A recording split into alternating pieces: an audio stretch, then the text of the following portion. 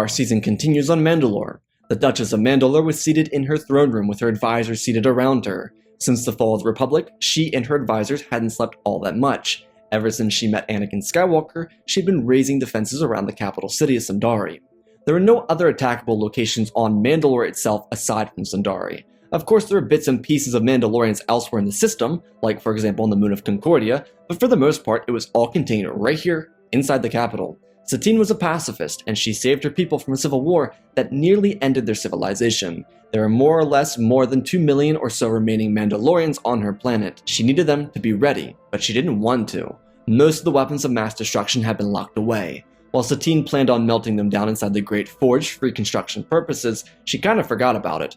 While Sundari made a relatively quick recovery, after the Civil War, she had to be off-world for several months and weeks at a time so she could build up alliances with planets around the galaxy. Satine made it clear to her people that they would defend themselves from these oppressors, because she and her people recognized that the Sith Empire wouldn't be down to play politics. If they were indeed Sith, they needed to prepare for what came next. The Sith would likely try to destroy the Mandalorians because of revenge.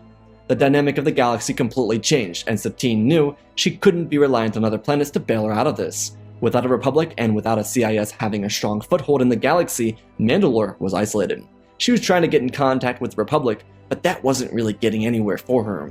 The Republic didn't have time for Mandalore because it wasn't in their inner circle. Mandalore was far outside the Rishi Maze, and too far away from Kamino or any other outlying systems to actively pursue defending. They did wish her well, similarly to how they wished the access to 3 well in the deep core.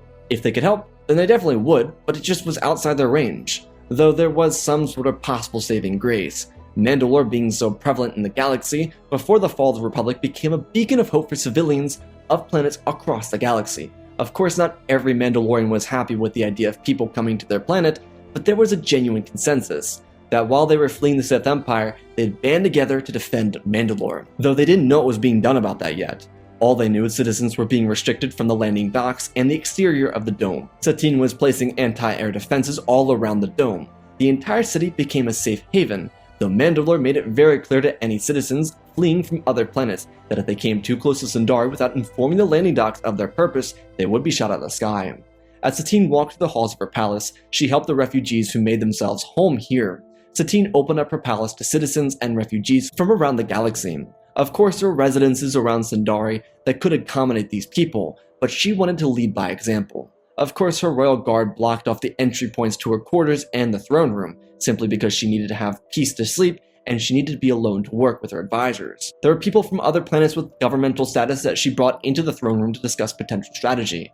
As the Mandalorians decided where they were going, Satine sent her police force and royal guard down to the Great Forge to release these weapons of mass destruction that had been hidden away for the last couple of decades. She told them to make sure they were functional and put functioning ones up by the landing docks, but not outside. She needed every single one of the available weapons ready to go. As she concluded another 17-hour session with her advisors, she prepared to speak before her people. Satine walked away from her throne room and into her bedroom. She sauntered around the room and then decided she would go to her closet. She looked inside and peeled away a couple of beautiful gowns and outfits she had for political discord and official state business. Behind all of it was the armor of a Mandalorian warrior. Not just a Mandalorian warrior, but a duchess. Satine looked at it and lightly touched the side of the armor. It removed a small coat of dust that had formed. The last time she wore it, it was before her father died. Before the war started and before she became the Duchess. The armor was beautifully crafted, and while the prominent colors of Clan Kryze weren't present on it, it was recognized as the armor of the future Duchess. Satine hadn't grown all that much since her father died when she was 16 or so she pulled the armor out and put pieces of it on. As she did, she realized that for the most part she was able to squeeze into it. Was it the most comfortable thing in the galaxy? No. Did that matter? No.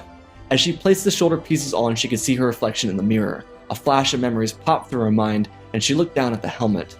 She wasn't always a pacifist. She knew how to fight. She was trained to fight. She was a Mandalorian, and Mandalorian royalty at that. Satine was trained by some of the best warriors on all of Mandalore during her upbringing. Sure, she'd be a bit rusty, but there was no saying that she wouldn't be able to hold her own. She accessorized the helmet and rubbed some dust off the visor and smiled at it before a frown returned to her. She never wanted to be a pacifist as a child. She never wanted to be a warrior as a young adult. And now she had to return back to a state of mind she hadn't been in since she was young. It brought back a ton of memories for her because she was the apple of her father's eye. He loved her with all of his heart, and they bonded over such things. They practiced with each other and preached about ideologies with each other. Their bond as father and daughter wasn't just over being Mandalorians, but being intelligent individuals. Holding the helmet, she remembered her father telling her about her place in the galaxy, and how when she was of age, Mandalore would look to her to lead. Her father was always so positive that when the time came, she'd be the best of her people.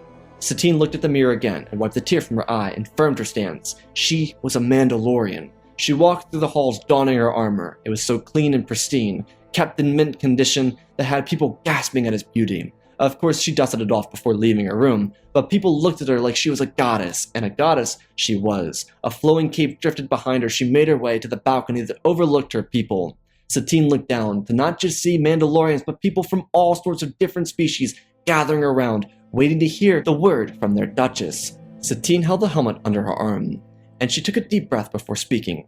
She told her people that not more than 20 years before, they rejected war. They collectively as a people chose peace, and they enjoyed it for so long. It was time they became warriors again. There were villains outside, sitting at their gates, and they were the only defense they had against those monsters. If Mandalore was to survive, they would have to be the shining example of strength in this part of the galaxy. She acknowledged some other people's concerns by saying she understood that it may have been overwhelming with the influx of people from around other planets, but she reminded them they were Mandalorians. Despite their warrior past, they were all the shining example. They were all leaders. All of what they did would inspire the galaxy. She then said to all the refugees, she welcomed them all to Sundari, officially, before she said that there were supplies to fight back against the enemy. If they wanted to join the war effort, they would be welcome to join. This fight was for all of them. If they survived, they'd prove victorious again. Satine stopped as one of her guards came up to her left ear and whispered into it. Satine took another deep breath. A fleet from Coruscant was reportedly heading towards Mandalore. They'd have somewhere between 12 and 24 hours to prepare for the assault.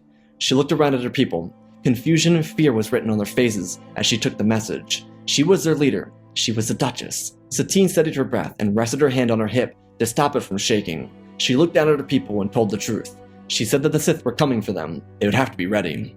Satine reminded every single one of them that they were warriors. In the past, they defeated the Sith. In the present, they would do it again. She raised her hand with her helmet under her hand, and she told her people that no one would break the defenses, and no one would storm their gates. No one would bring them an apocalypse because they were Mandalorians. All the fear that sat in the crowd vanished as Satine slowly lowered her helmet over her head and raised her fist in the air.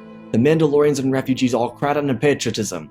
They would fight back, and they would win. Satine told her people to gather their supplies and prepare to fight back against the Sith.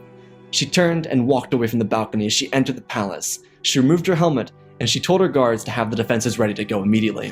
One of the police commanders ran up to her and told her that some of the vehicles were struggling to turn on. She asked about their weapon systems, and the commander said that they were all operable. She told the commander to begin laying out a system of traps around the landing zone. They had to be ready at every turn. She requested that every single ranking member of her staff get to the throne room immediately. She was conjuring up a plan that would save Mandalore from the Sith. The commander nodded his head and quickly got on the move. As Satine made her way to her throne room, she walked through the halls filled with refugees. But they weren't slumped over, they were on their feet. They all looked at her and surrounded her. They would fight with her, they would stand with her, and they would die for her. She looked at them and told them that they would survive this and they would be victorious. And they cheered her on. Eventually, she got to her throne room and found all of her advisors around her. She gave out her plans. Every single child under the age of 16 would be sent to the lower levels of the city to stay at the Great Forge. They'd be safe down there. Adults who accompanied them would lay a foundation of traps to prepare themselves. The first 4 blocks closest to the dome would be emptied out and booby-trapped. If the Sith were able to break into the city, they had to survive by their own luck. After those 4 blocks of traps, she wanted ramparts assembled. It was a lot to ask for, but there were 2 million citizens. If half of them were ready to fight back, then they'd be able to defend themselves adequately. The Mandalorians quickly got to work and implemented her plan into action. They made sure that they took shifts to make sure everyone was ready to rest up before the Sith arrived. Satine sent out a distress signal to inform the Republic that there was a chance of the Sith Empire making their way to Mandalore. The amazing thing about the defense is, it had the refugees and Mandalorians coming together in an effort to fight against a common foe. They were in this with each other, and for many Mandalorians, they brought their armor back out to fight with again. Satine tried reaching out to Pre Vizsla in hopes that he would serve alongside them, but he still hated her and told her he wanted to see her people and her fail. Well, that was a shame. He'd be on his own as it turns out. Before the Sith arrived, Satine went to a Bureau location. While her father's body was never recovered from battle, there was something placed inside the tomb that she put there. It was a weapon, similar to that of the Darksaber, but it wasn't quite a lightsaber-like weapon. It was an electral Beskar sword. It didn't ignite like a lightsaber, but it did have an on and off mode. When it was turned on, it radiated with the heat, and when it was off, it was just a ceremonial sword. Satine had been instructed on how to use it, and so she went to retrieve it. It was a Clan Kryze family heirloom and had been passed down from generation to generation, though Satine was unaware of where it came from. The markings on the weapon were older than even she could understand. It was ancient Mandalorian, but it was also mixed with something else. That didn't matter now. She took the weapon and joined her people by the landing docks. On the docks, next to an anti-aircraft artillery, were Mandalorian tanks, cannons, and weaponry. When Satine showed up with her royal guard, the people who waited on the front lines were all taken aback. Her presence as a leader was already well known and established, but when the Duchess walked to the front lines to be with her warriors, their morale jumped up. Only one of the doorways was open to the landing platforms, and she, with her troops, walked to the front lines. It wasn't more than a few minutes after her arrival when the ground rattled with the appearance of the Sith Empire, and it caught their attention. Satine called upon the anti-aircraft cannons, and everyone prepared for the siege to begin. Inside of the fleet, Darth Zannah looked down with disgust. The Mandalorians would be crushed. She would see to it that they would be destroyed. She ordered the fleet to move in closer and prepare a landing procedure. As the fleet got into range, the heavy cannons on the landing platforms launched a heavy flak into the sky, and the first support ship was hit. The Sith fleet placed itself in the right place, because they were being bombarded from the ground by Satine's forces. The Sith fighters escaped the hangar bays and made a beeline for the surface. Without any aircraft, the Mandalorians were under a bit of a disadvantage. However, they were Mandalorians after all. The jetpacks ignited and they blasted off into the skies and began taking the fight to the sky. The fleet positioned here wasn't small by any means, and the Sith were also under some confidence. They all actually arrived earlier than anticipated, but they decided to make their stop off at Concordia because public databases showed that there was a Mandalorian governor there, and they wanted to make sure they didn't have to worry about any surprise attacks. They made sure of it by stopping at the planet and ripping apart the Death Watch camp. It was so flawless that Darth Zannah didn't even have to leave her command ship. Sundari was much different.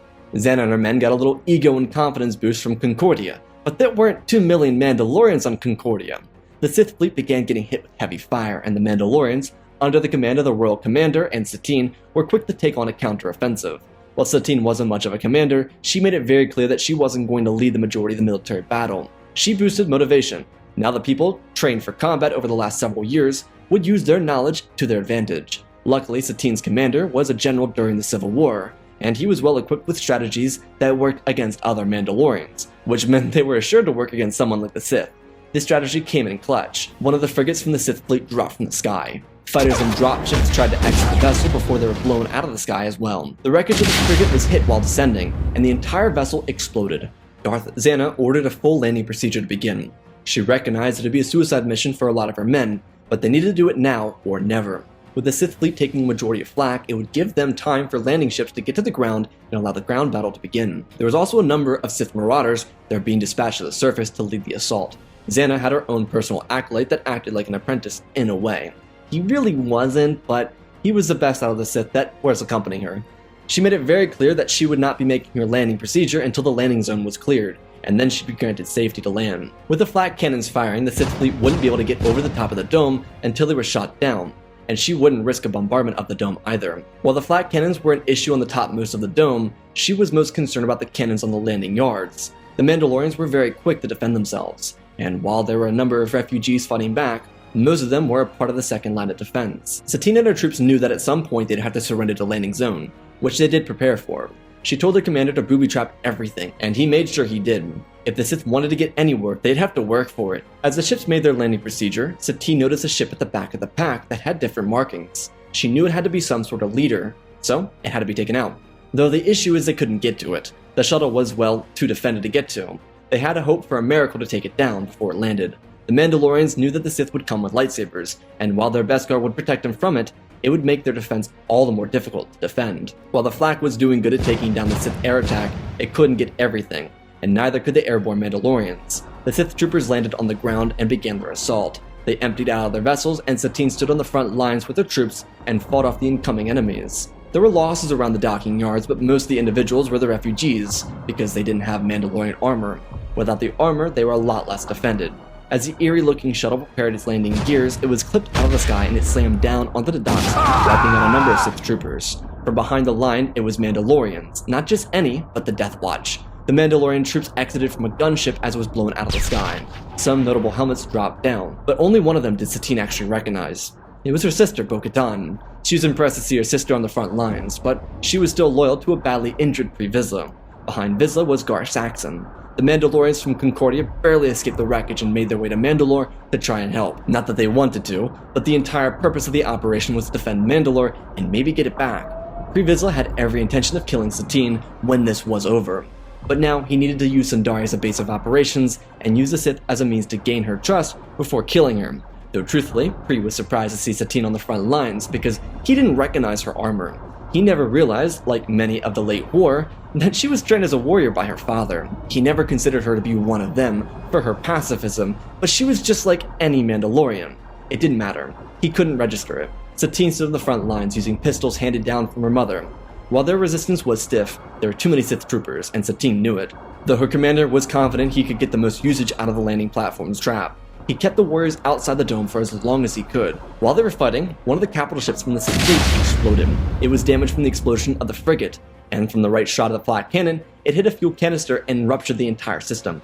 Darth Zannah was furious, and she demanded a status report from her troops. She learned the Sith marauders had been killed in their shuttle and never made it down to the surface. The Sith troopers were being held back by their failure to land. She looked at her acolyte and told him to go to the surface and clean up the mess. Before her acolyte could get inside the shuttle, the Mandalorians cleared the landing zone. All of their exterior tanks had been destroyed, and they were retreating to the second layer of the defense. The Sith troopers landed and the doors were closed on their faces. They prepared to open the gates so they could enter the city, but it would prove to no avail. Satine and her troops rushed back. The commander got to his position and they began the second part of the plan. Satine got to Pre-Vizsla and told a group of troopers to escort him back to the palace, along with the rest of the wounded. They needed to get everyone who was injured back to full health. The siege had only just begun. The Sith troopers were finally landing on the platforms of Sundari docks, and as they prepared their breach of the docking yards, they're blown apart by a trip mine set off by the commander. He looked on with pride. The Sith army was decimated and thousands of their men died. Of course, being that they were Sith, this did not change their resolve. They would come in and break down the barriers and kill the Mandalorians and take the planet. The commander issued repair crews to the topmost half of the dome to repair their flak cannons and reinstall any of them that were still operable. For now, the Sith fleet moved out of range of the heavy cannons. Darth Zannah was livid, but she couldn't reach out for help. The Sith armies had all dispersed elsewhere in the galaxy, and she knew that if she failed, it would come back to bite her. She needed a sound strategy. She asked for a roll call from her acolyte on the troop numbers of the Sith.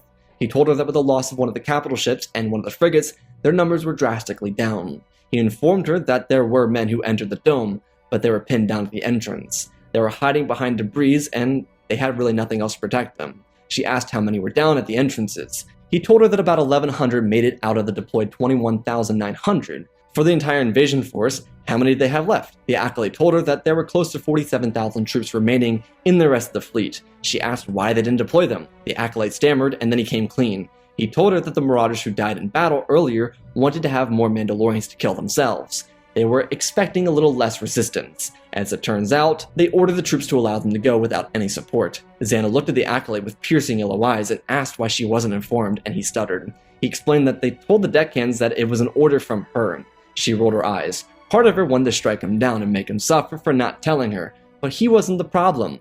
The deckhands were. She asked where they were, and he told her that they were gathered up in the hangar bay. She smiled and told the acolyte to have them thrown out of the hangar bay and let them fall to their deaths. He nodded his head and then asked what they would do about the overall assault. She suggested that they wait out the night, but make sure the Mandalorians knew they were still here. He asked how, and she said that they would bombard the land outside of the dome to keep the illusion that they would never win. The acolyte nodded his head and escaped from the bridge to make sure the deckhands were all thrown to the deaths. It'd be easy to do to make her happy. Zannah stood on the bridge and looked at the captains and lieutenants standing around. She told them that if they failed in their next leg of the assault, then they would face a pain far worse than death. She told them what they were going to do, and how they would win this battle. This time, they didn't have to worry about anything other than the flak from the top of the dome. Once they landed, the city was theirs. She instructed them to kill everyone. If they found the leader, she wanted to murder them herself. That was her only request. Inside of Sundari, Satine walked along the front lines of the troops, asking and helping them where she could.